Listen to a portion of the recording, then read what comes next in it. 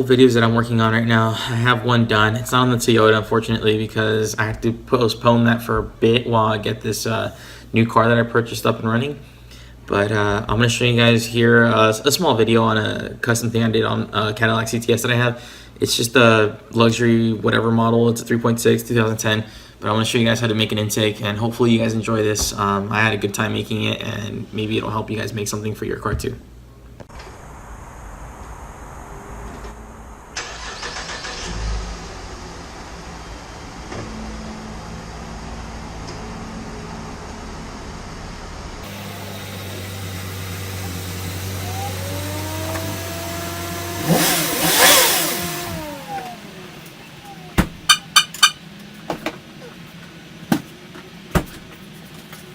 Alright guys, thanks for joining me once again. Now I'm going to do a video on a custom thing that I'm going to do.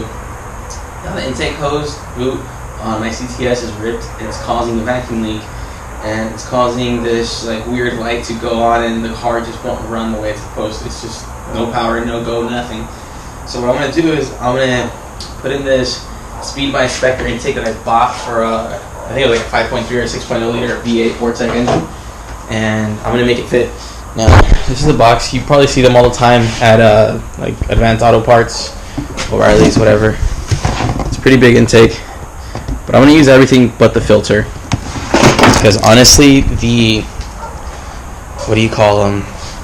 the cone filters, they don't do much of a difference. You get a pretty good amount of airflow through the factory airbox, and adding a cone filter isn't really going to do much other than maybe heat soak quicker. So I'll show you guys a video on that later on. I'll take it to a dyno and I'll show you the difference between like no filter to cone filter to stock airbox to ram air intakes, cold air intakes, all that stuff, right? But for now, let me show you guys how to customize this to fit your 3.6 liter CTS or any car. Really just know how to customize and play with the thing a bit, alright? Alright, now the first thing you guys want to do, obviously pop the hood.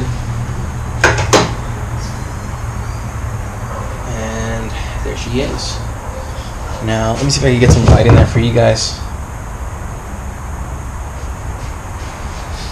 Now, this is what I'm going to do. I'm sure you can see this. The tubing right here, airbox is right here. Gives you a better view of that. See this right here? All that. That's our stock intake. So, what I'm going to do is take off this plastic, because obviously this just comes right off, and fit the new intake piping to match this size, cut it to need be, and make it work. So let me show you how that gets done here in a bit. Alright, now all you really need for this to take it off is a flat tip screwdriver, nothing fancy. Take off the oil filter, like filler cap, not oil filter, sorry, the oil filler cap. Plastic comes right off. Other side, and just take off the intake plumbing off. Nothing crazy, should just slide right off. Goes from the mass airflow sensor to the throttle body. There's a vacuum light on there that I'm going to show you how to customize too. Now, see, this is our stock snorkel.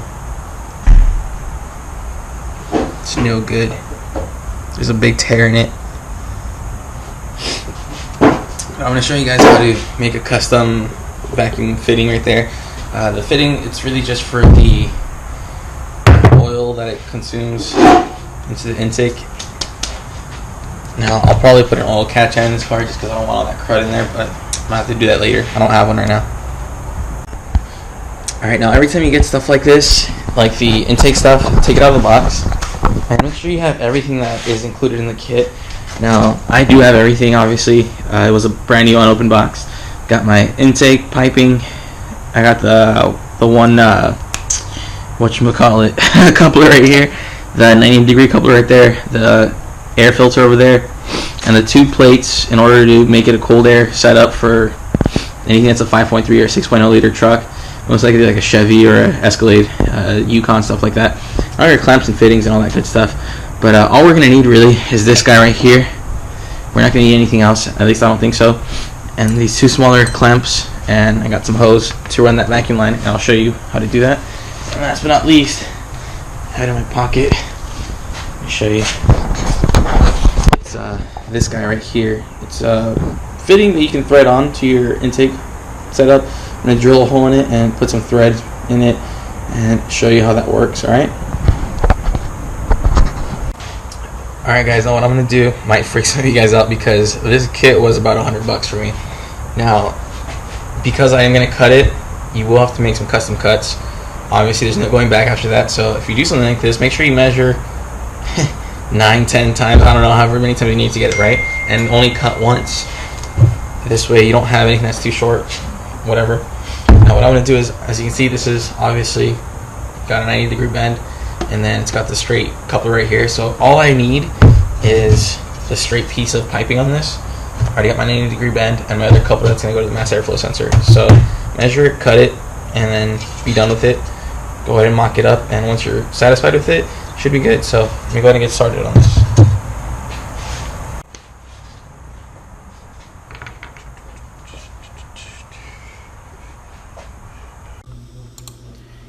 Now on this piece right now, I'm just making my markings on where I want to cut it.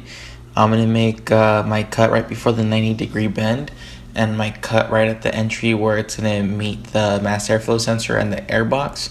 Now just make sure you measure it a couple times before you do it, so you can only cut once and get it right the first time before you make any kind of big cuts, and there's no way of going back.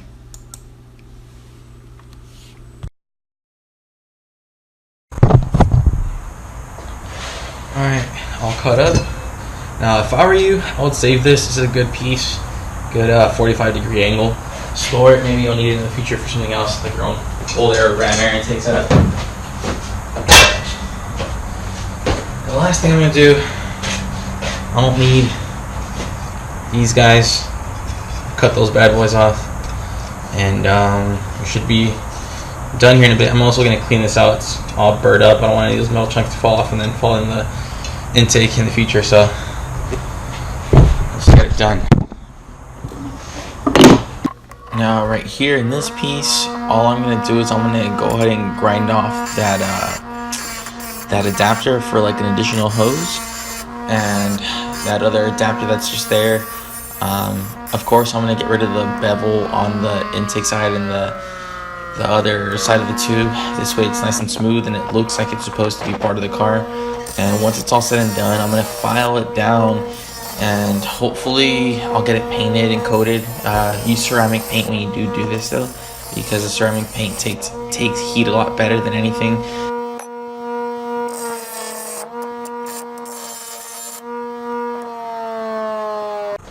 Alright guys, now as you remember, I had this line right here that goes into it. It's just the hose that goes into there. What I'm going to do is I'm going to tap into the new piping right where the bracket used to be, since it's so thick. This way I can lay thread in there.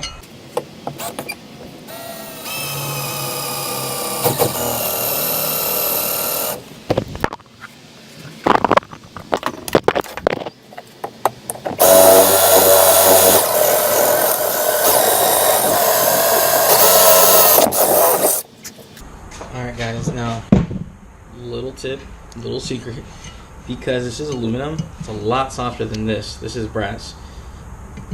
I don't necessarily need that tap kit, because since this is stronger than this metal, it'll cut right through it and it'll actually make its own thread. So as long as you can start it, just get a ratcheting wrench and you should be able to get it to thread on its own.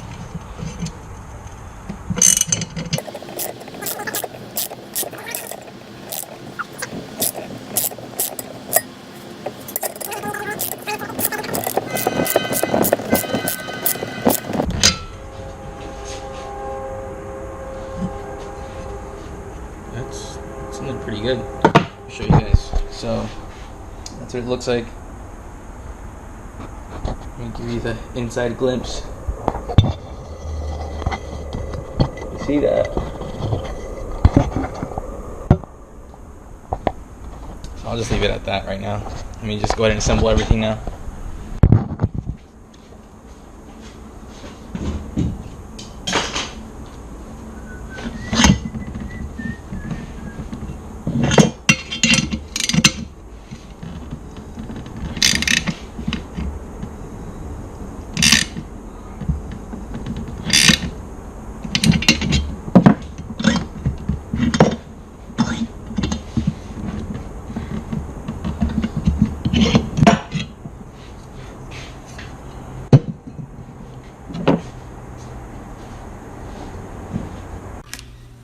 this last portion right here, all I'm doing is I'm getting everything mocked up and ready to go. I'm gonna go ahead and put my 90-degree bend on it.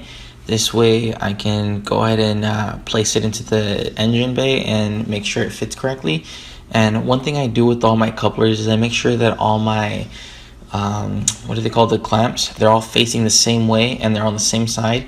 This way they're all accessible and it's easy to remove, install, and whatever you need to do with it whenever you need to go in there and adjust a couple things here and there. It's nice to have everything accessible, especially if it's not your vehicle anymore. If you sell it or something, it makes it easier on the person after you, or just easier in general. Makes it look and feel like that nice custom factory setup that you got going on. As far as for the final setup, obviously you want to put it in and go ahead and clamp everything down. Make sure your fittings fit, make sure your vacuum line fits, make sure your inlet and outlet, well, not outlet, but the two inlets to the throttle body and the one to the air filter are all nice and tight, nice and snug, and that everything fits the way it's supposed to. Alright guys, as you can see, this is all done. It's all nice and tight. Make sure you get all your hose clamps on there really good. I had to make a little adapter for this. I don't really mean it was an adapter. It's one of these. I'll show you. You know how normally when you buy these filters, it comes with an insert right here to make it thicker or bigger. That's what I used.